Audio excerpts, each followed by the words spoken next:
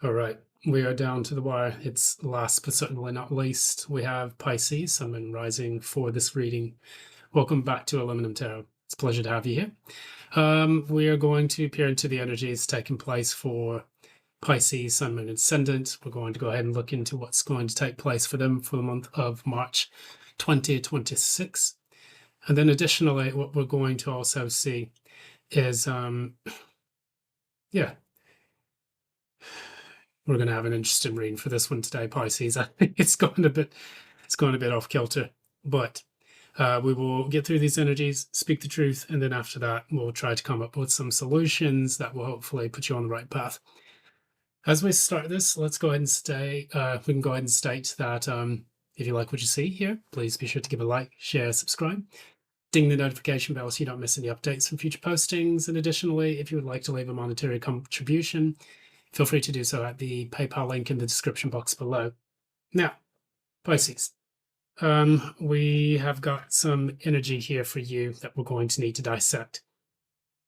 And it's going to be important for us to kind of look at this so that we ascertain what has caused it and where we're going from here.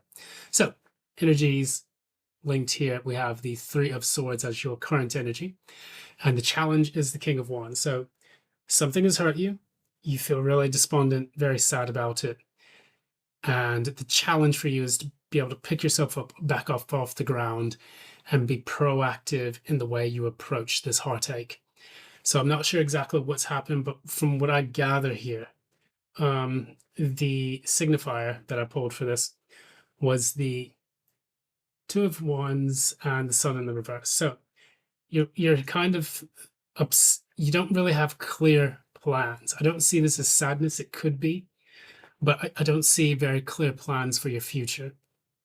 Normally, when you have the Two of Wands here, you have the person here holding the world in his hands and making a decision as to whether or not he wants to go back or to go forward in his life, his or her life.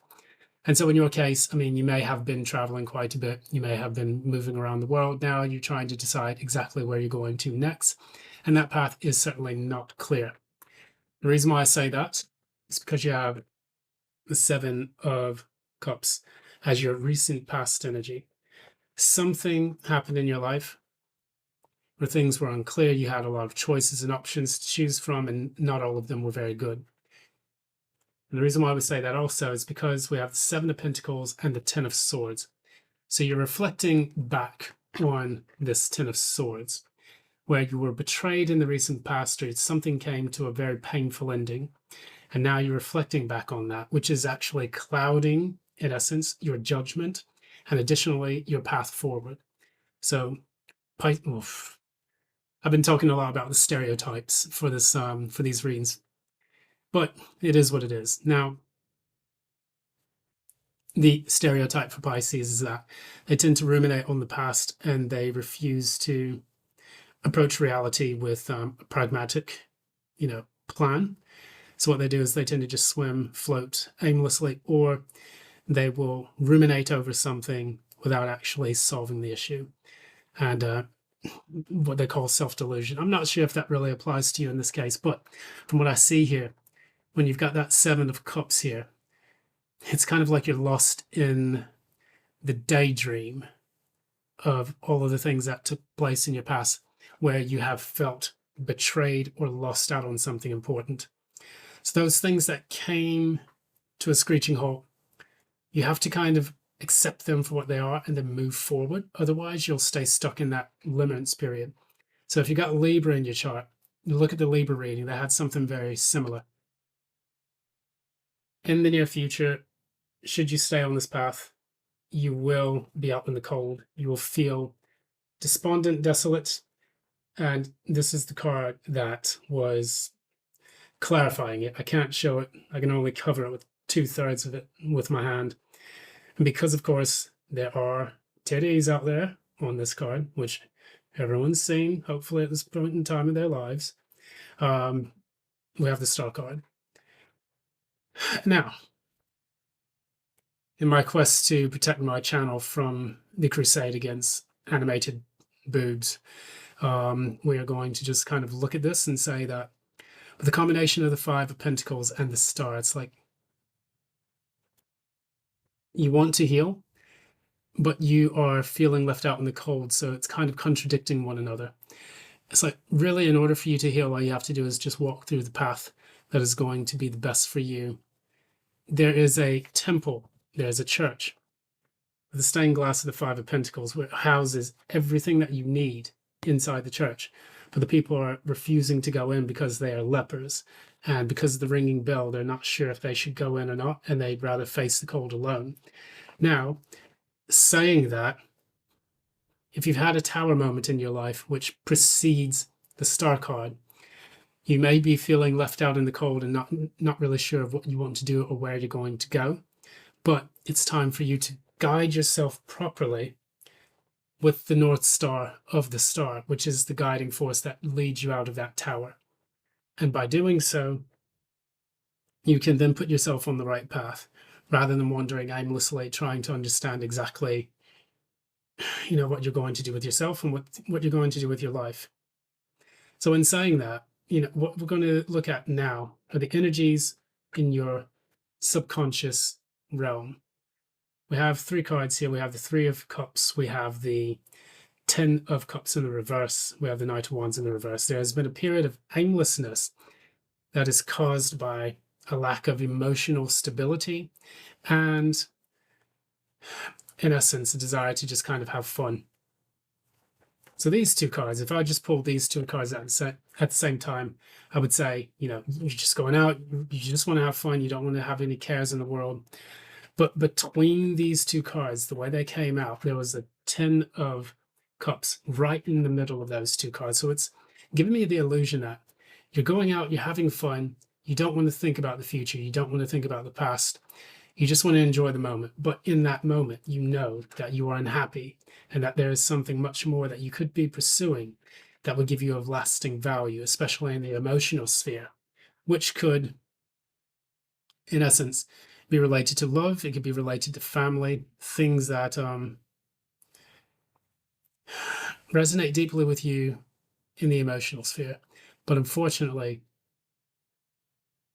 it's surrounded by a lackadaisical kind of attitude towards life. What is consciously known, however, is this, which is why I've pulled that. A titty popped out. There we go. Sorry, YouTube.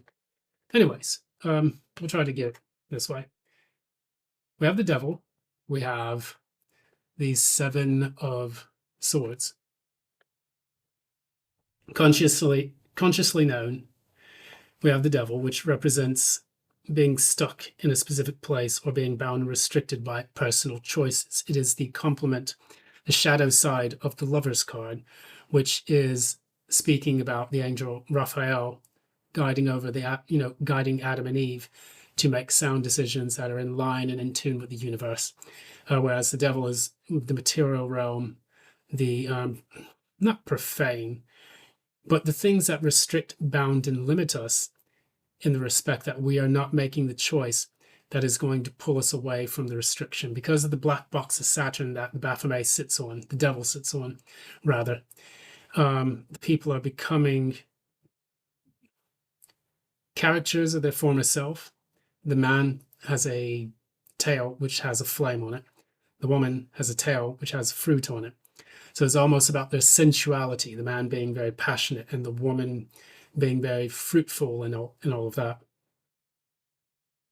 However, with the Devil is actually shining a light on that. You can see in the Baphomet, or the Devil character, he has a flame, if I can get it down here. He has a flame where he's shining it on the Adam figure, where he's telling them, like, hey, look, you guys are changing into something that you may not like. I'm standing on this black box of Saturn to point out where you're going wrong, what is bounding and restricting you. However, that 7 of Swords here, you're aware of what's restricting you, but you're not moving forward. You're actually avoiding what it is that you need to look at. and what you should face head on so that you can overcome this issue. So if you've been traveling the world, if you've been doing a lot of stuff, if you've been taking your life day by day, and you realize that you are unhappy, then you have to look at life and say to yourself, why am I putting myself in a materialistic, lackadaisical, and quite toxic pattern, which has commandeered your life to the point where you aren't able to escape from this habit? Now, if you've been doing something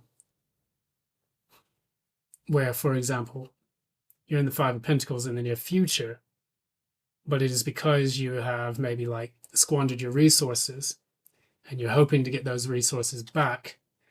I mean, I'm not saying that that's a gambling, it could be a gambling issue, but it could be a gambling with life issue. And maybe it's time for you to now get into this energy where you need to make this clear that you have to make solid plans for your future and how you're going to spend your time. In the outcome of all of this, we have the Nine of Wands and the Queen of Pentacles. So the Queen of Pentacles is about the hearth, the home, and how you choose to spend your time nurturing yourself. Maybe the kind of resources that you believe you have built up and nurtured. But additionally, it's like, maybe I should step back. Maybe I should get a hold on my stability after experiencing getting my ass handed to me by the world because I didn't plan accordingly. And yeah, because things are not coming to a conclusion, it's almost like a resistance to change. But the resistance to change eventually leads to a very painful change. So it's like, whether you like it or not, it's going to come, it's going to happen. And additionally, yeah, I was also talking about the home life. So in order for you to reach this milestone, you have to be able to change in a way that's going to bring you that stability, and additionally let go of what it is that you're holding on to. So whichever Pisces I'm speaking to at this point, at the very bottom of the deck you have the Empress, which shows that you are an abundant source that is capable of achieving what it is that you want, having the abundance to spend how you want, having the abundance to build the life that you want. But it is important for you to recognize that, go towards it slowly, so that way you can build it bit by bit rather than not paying attention to your material world and not wanting to see things as they really are. The Hangman in the reverse, that's normally a person who refuses to see a situation for what it is, leading them to a period of stagnation. And so now it's time for you to put your feet on terra firma, get involved with your life and the creation of your life along with the divine, and then allow yourself to really plod this out, plan this out, and figure out how this is going to work in the in real world terms. It's not just, you can't stay in this energy for so long that you refuse to overcome this, because these two represent yourself. And how this is manifesting is that Three of Swords. It's tearing you apart. And you don't want to be in that kind of energy for too long, because what it will do, it'll sabotage everything that you try to achieve with your future. And you'll realize you may not have the resources to do what you want. You may realize that you've wasted a lot of time in life. You may realize that, hey, it's time for me to get serious about the future and how you want it to look, and to step into that Empress, the Empress energy, wherever it went. I'm going to pull a card for you so that way we can see what your Oracle card message is. What is your Oracle card message?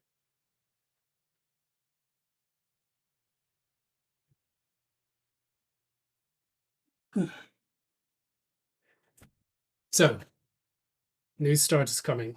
It's the new moon.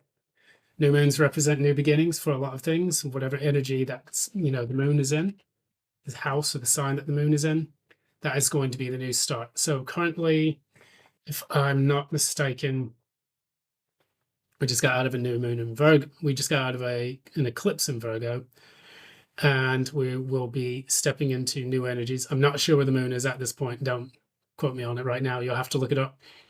But what we are now seeing is that in order for this new start to take place, it will take place slowly over the course of a month. It's time for you to get serious, get into that Virgoan energy where you're actually systematically planning out how your life is going to look and getting your affairs in order, so that way you can make the most of the time rather than just squandering your time, energy, resources, things like that, your money as well. And finally stepping into an energy where you say, okay, today I want to do this, tomorrow I can do that. I am now leading my life, leading it, planning it, rather than just allowing it to happen in a way that doesn't really show for much in the future. So I've rambled, ranted, raved, popped a titty out on the tarot, and that's going to be it. So this is Aluminum Tarot. Thanks so much for joining me for this reading for the sign of Pisces, Sun, Moon, Rising, for the month of March 2026. I hope you have not a fabulous time, but I hope you have a fantastic time, because now we are starting to see the warmer energies, warmer weather coming up, which is going to be a great time for going for walks and motorbike rides, which is something I'll be doing copious amounts of for both of those. And until next time, love and light. Take care.